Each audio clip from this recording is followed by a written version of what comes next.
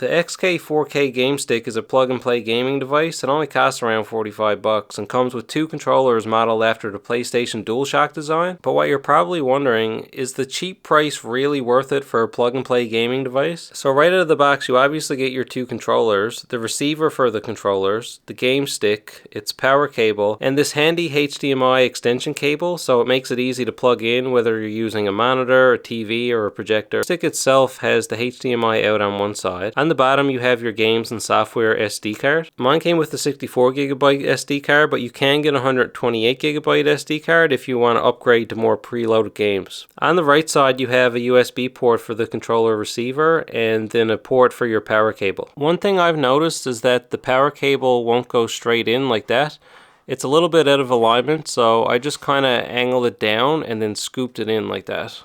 So yeah, this is pretty much what it looks like in its final form. I got the controller receiver here, its power cable, and I'm using the optional HDMI extension because I think it'll be easier for me to plug in. And I'm also using my phone plug because a lot of electronics don't come with these now. One thing I don't like is that the power cable is pretty short. If you've ever felt those cheap third-party controllers that are really light and they just don't feel that great, that's basically these. There's a menu button in the middle which is labeled mode.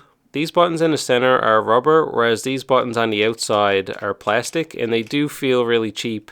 You can see when I'm hitting the D-pad, these are not separate buttons, they're all on the same rubber membrane, so they'll all move when you hit a direction. The joysticks feel really stiff and cheap, so I'll be interested to see how these perform. But something that you'll notice is that there's an on and off switch on the bottom, and on the top you have a couple lights for power and mode. And on the back this takes AAA batteries, which do not come with it, so I'd recommend picking up some cheap AAA batteries like these alkaline ones I got at the dollar store for $2. When you try to grip this off, it probably will dig in and hurt your fingernail, so you might want to use an object to take this out. You're only paying $45, so what you get in the box is pretty good. So I'm going to set these up with my old computer monitor and I'll go over the game performance. I just plugged it in like 2 seconds ago and it booted right up, and my controller is already good to go. So let's jump into some PlayStation and see how it performs. I'm going to play Crash Team Racing, aka Ancient Wolf Racing. So yeah, Crash Team Racing's working pretty good, but I think it's a little bit slow. The joystick actually feels a lot nicer than I originally thought, so that's good news. I pressed the menu button and it's not really giving me any options for things such as frame skip to make the speed better. I pressed the menu button on the main menu to see if there's any other options for the emulators, but there's not. If I go into system settings, it just says information and I can change my language, and that's about it. So this is really a plug and play experience. It's not really about customizing things like RetroArch. I'm playing Tekken 2 and I'm pretty much just smashing the buttons. It feels a little bit slow, but it is playable. So this seems like more of a casual system. It's not really for the hardcore fans of these games, but for $45 it's enjoyable, especially where you can play up to 4 players. You're also probably wondering what other emulators come on this device, so I'm just going to quickly scroll through them so you can see them. But there's nothing really past the first PlayStation and PSP. There's a lot of retro emulators on here though, which I really like. Let's jump into a couple of PSP games and see how that goes. I'm loading up Vice City Stories, and this is kind of interesting. They have like a interface here where I can press the buttons and see if they work. So as you can see, even in the intro videos, this game is really laggy. And if I hit the menu button, there's no real option to do anything about that. And they probably updated this game stick and changed a few things, because in the manual it says that you can search for local files and restore default settings and stuff like that, but you can't actually do that. I'm not sure why there's a mode light on top of the controller, because there's a mode button on the front of the controller that basically just works as your menu button, and it doesn't mention anything in the manual. It seems like it's using an older chipset that can't really handle 3D games very well, so I'm going to jump into some 2D games on MAME and Super Nintendo and see how they work. Something that I find interesting is under the MAME emulator for arcade games. I haven't really heard about any of these arcade games before, and there's not many of them, but up above there are some arcade classics. And if I go in here, you have some things that are recognizable, like Street Fighter and Street Fighter 2, for example. But for now, I'm going to play WWF WrestleFest for a laugh. And remember, winners don't use drugs. And you can see I have to put a coin in, so you hit the select button for that. Yeah, this seems to be working great. What a laugh. I love this game. It's so obnoxious. Hits off the ropes, big boot to the face. Also, I think we should rename The Simpsons to Simpson Family. If you haven't played The Simpsons on the arcade, it's amazing.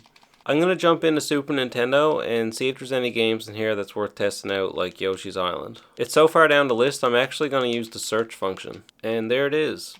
It feels okay to play, but the video quality does look a little strange, and I'm noticing a little bit of glitching up here on the top. And I think that's because the image is just stretched out to fit a wide screen. And again, there's no real options to change that. But it does play okay, it's just the video is stretched out a little bit. Contra 3 is another good one to test because it can be laggy on some devices. Contra seems to be working good, but one thing that's really weird is that they got the jump button as A, and then if you want to shoot, you have to hit Y. So the buttons are vertical from each other, which is very strange. I don't know why they wouldn't test that out first, but I don't really like that. And again, if I hit the menu button, there's no way to change the controls. That's something that I don't really like, so just be aware that in some emulators, the controls might be a little bit weird. So I just wanted to play some Yars' Revenge on Atari 2600, but I did notice that X-Man is on here. And that's all I'm going to say about that, but if you know, you know. I don't know if it's because the screen's stretched out, but the graphics do look a little bit blurry. It is the Atari 2600, so I don't think you have to worry about that too much. I tried taking the SD card out of the game stick and plugging it into my computer to see if I could add my own games. And I tried it on 2 different laptops. The first laptop couldn't recognize the card at all. The second laptop recognized the card, but it said I had to format it to use it. So it seems like this card's locked down, and whatever games come on the 64 or 128 gigabyte cards is what you get. Which is a bit unfortunate because it would be nice to be able to add your own games. This is pretty cool. It's like a 25th anniversary Mario Bros. So at least you'll get some classic games on this, and the older 2D games work pretty good on this. And yeah, the D-pad works really good on this. I'm pretty surprised that the controllers are as good as they are. The 4K game stick was a better experience than I initially expected when it came to 2D games, and the controllers were actually awesome compared to how they felt when I took them out of the box initially. I don't like the short power cord, and obviously the later 3D games don't perform very well. I also don't like how you can't customize your controls and use other options such as frame skip. The video is a bit stretched out to fit the widescreen, so that will kind of affect your video quality a little bit. So is the $45 price range worth it? I wouldn't recommend this to a hardcore fan of retro games, but it is a really nice option for a cheap plug and play device for casual gaming with your friends or family, or if you'd like a very small portable device to take on the go. It'd also be perfect to take somewhere like a cabin so you can just relax and play some games to unwind.